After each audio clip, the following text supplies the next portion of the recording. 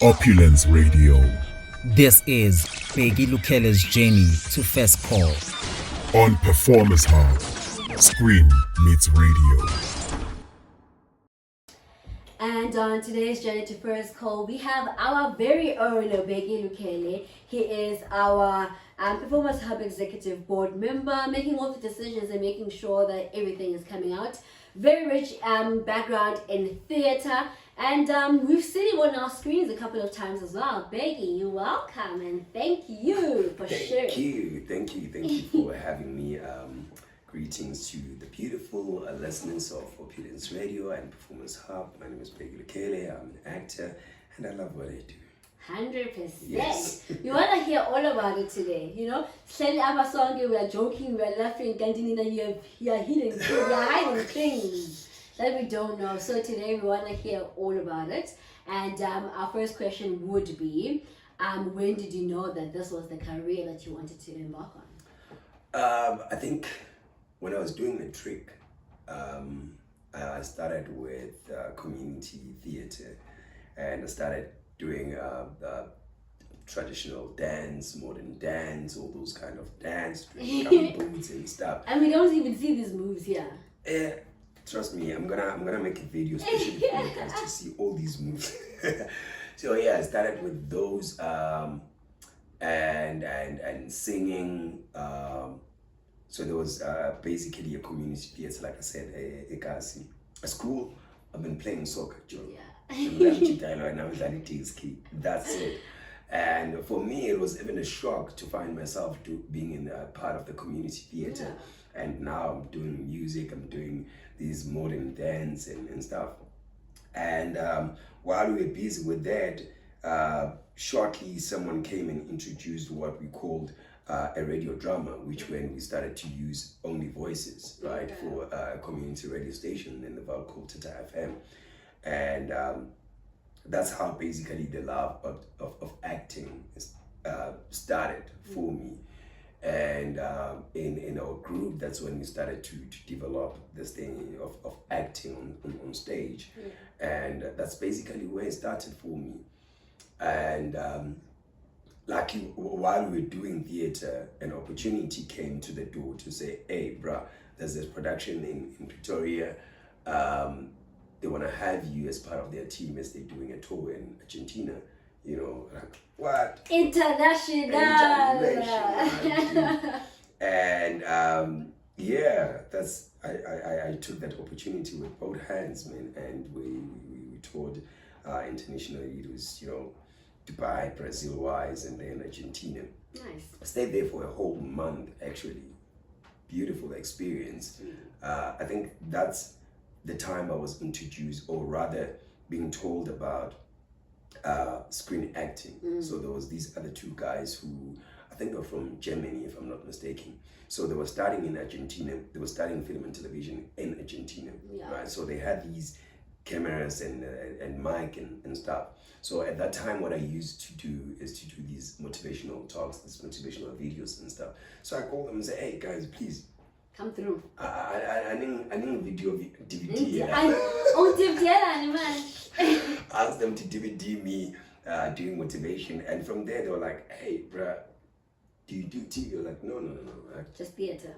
I'm a theatre person. Like, bruh, when you get home, try to find yourself an agency and give this screening thing a shot. They're like, oh, okay, cool, I'll do that. Yeah. And that's basically what I did. I think the following year, which was 2017, if I'm not mistaken, that's basically when I started to develop love for TV. Found an agent, and yeah, I'll definitely say to 2017. That's when I decided to take this craft thing seriously. Nice. I feel like I always love how we have similar stories but so different at the same time. Every actor has a very nice story behind how they started this entire thing, and that's beautiful. When I get truly Argentina, I'm telling you. Which brings us back which brings us forward to our next question, which is, what was your first role? So you went to Argentina, you found the motivation, you came back home, found an agent, and what was your first role? The first role for TV, it was Mysterious Cube, man.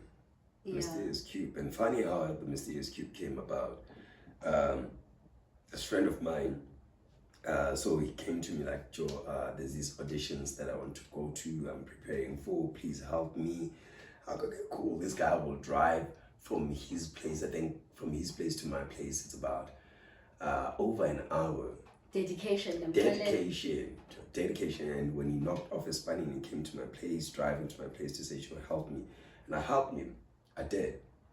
And I remember it was on Thursday when he came. He was supposed to come again on Friday and he didn't come on Friday. Saturday morning he calls, he says, I'm coming to pick you up, we're going to auditions. You're going? No, I'm not going to Not those me, right? auditions, not me. You're going there, I was helping you. Like, we're going to audition together. Like, nah, I'm not going. And within a blink of an eye, this guy was at my gate.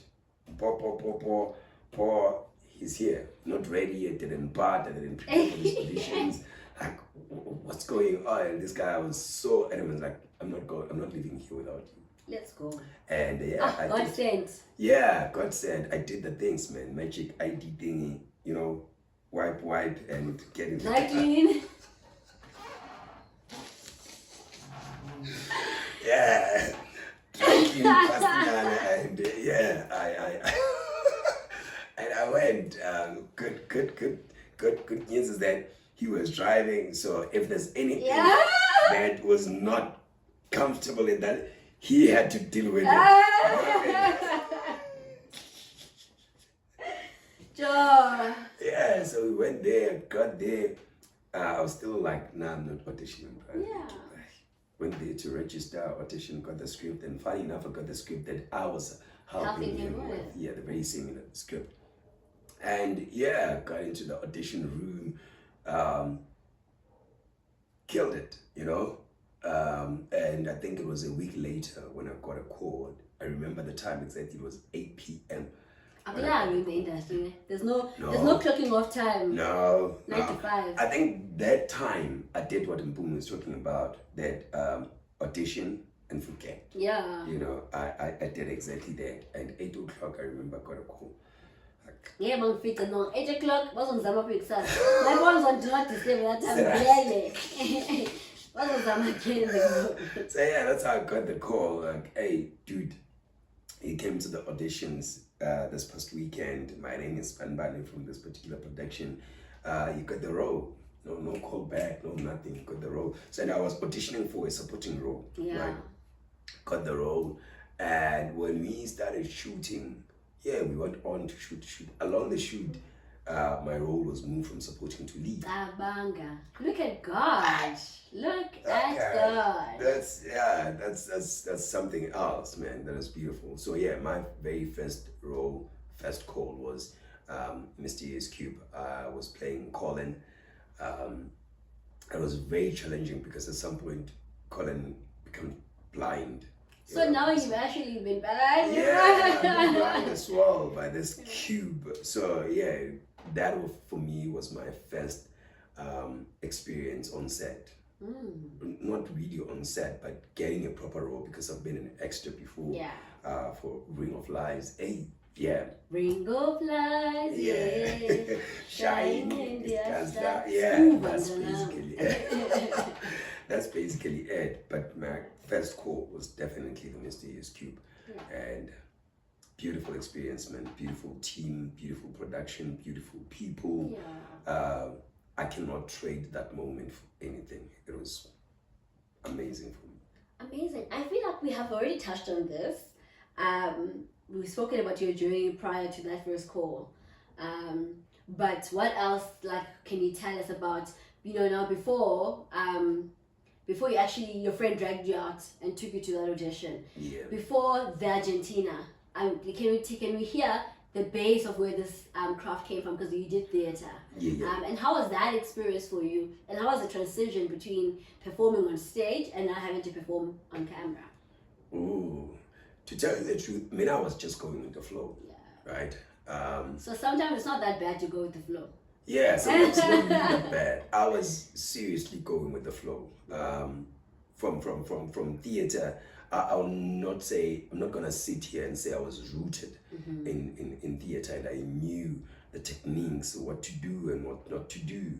I was not. I was just going with the flow. But I was learning, I was enjoying it, I was loving it.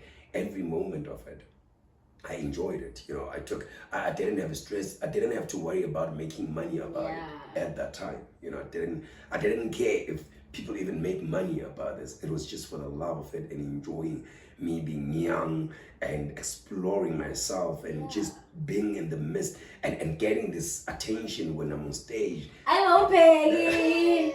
Bheki. That exactly what it was about for me.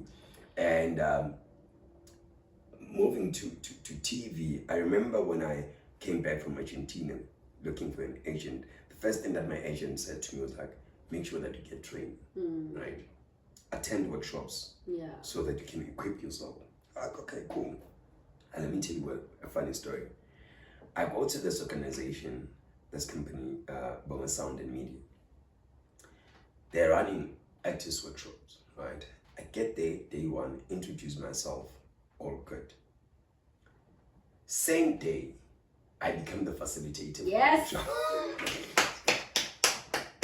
Come on. Look at God. Now I'm the one teaching people to act and stuff.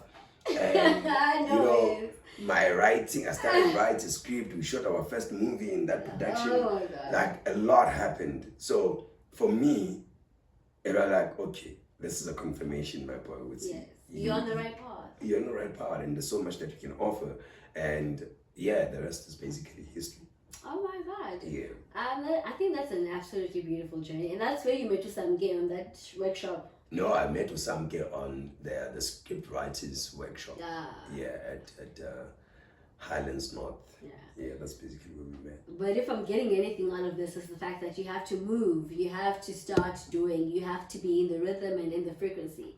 For me, I believe so much in the law of attraction. Yeah. It's what you invest in your mind and what you exude out, and it reflects back as the pictures of your life. Very so true. You have to start the journey and start where you are with what you have. And especially if it's divinely guided, things will fall into place. Exactly. When you go to a workshop to learn and you end up facilitating. It can only be God. It can only be God. Definitely. Nothing else. And I look back in those moments, man, I'm like, ooh, okay. And then I'll be honest with you. There are times now, especially recently, when I feel like when one good thing happens, 50 bad things comes along with it. You know, there's a delay, and I feel like I'm not really moving the way I want to, or in the pace that I want to. But I look back and say, God, if you were able to move me from this, Amen. Definitely there's something bigger that is coming. You know, so this industry will consume you if you're not rooted or anchored in anything. Exactly. You know, so it'll swallow you. So yeah, we're not at the peak yet. I don't think we're becoming an actor we ever get to the peak, but it's about continuous learning and understanding and loving the craft and being kind to yourself. Amen. You know, we really need to be kind to ourselves because wow.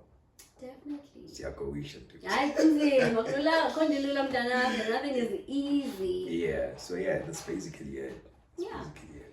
Beautiful story. I think it will inspire so many, and what this journey for me is just telling me is that when it's yours, it will never miss you, and all you have to do is to get onto the track and start running and just don't stop. Definitely. But for now, let us play a little bit of music, and after that we are going to be doing our light camera design.